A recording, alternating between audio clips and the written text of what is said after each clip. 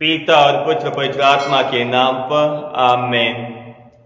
आज के वचन संत लूकास का सुसमाचार अध्याय 15 पद संख्या 1 से लेकर 3 और 11 से लेकर 32 तक लिए गए हैं।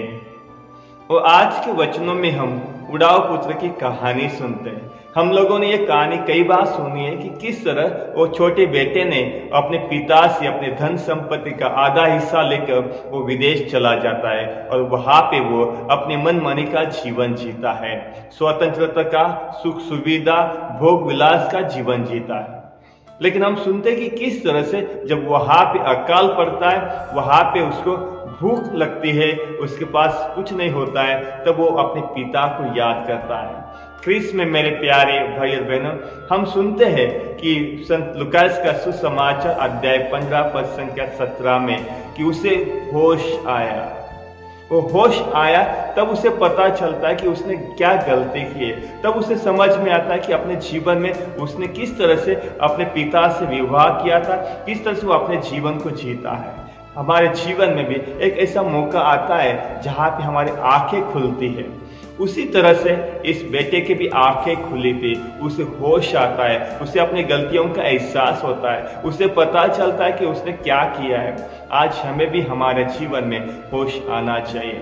कलीसिया ने हमें ये 40 का दिन दिया है ताकि हम अपने जीवन के ऊपर मनन चिंतन करें, अपने जीवन का अंतर की जो जांच करना चाहिए उसको आज हमें करना है। जिस तरह से उस उड़ाऊ पुत्र ने अपने जीवन में अपने अंतःकरण की जांच की, तब उसे पता चला कि उसने क्या क्या गलत किया था, और तब उसे पता चलता है कि परिवार क्या होता है, तब उसे पता चलता है अपने पिता का प्यार क्या होता है। ख्रीस्त में मेरे प्यारे भाई और बहनों, आज हमें भी पश्चाताप करना है।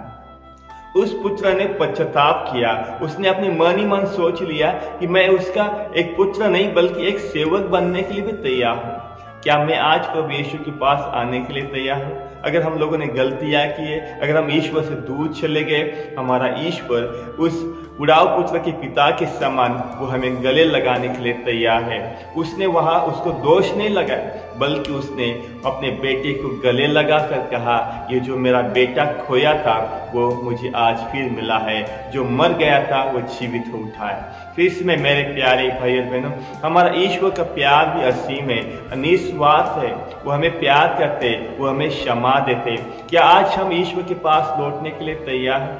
हमें लगता होगा कि हमारे परिवार के लोग हमें क्षमा नहीं करते, हमें लगता है कि वो हमें प्यार नहीं करते, लेकिन आज हमें एक कदम उनकी तरफ उठाना है। आज हमें अपने आप को नम्र करना है। आज हमें ईश्वर ने जिस तरह से अपने उस पुत्र को अपनाया, उसी तरह से हमारा परमेश्वर जब हम पापी जब पश्चाताप करते हैं, वो अपनाने के लिए वो तैयार है।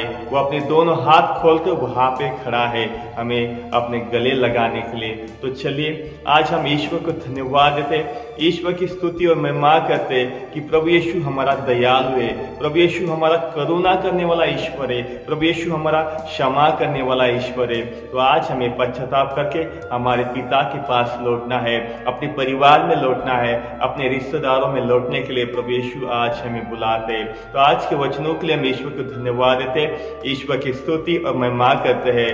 पिता पुत्र पवित्र आत्मा की बड़ाई होवे, जैसे वह आदि में थी अब अनंत काल तक सदा रहेगी। आमीन।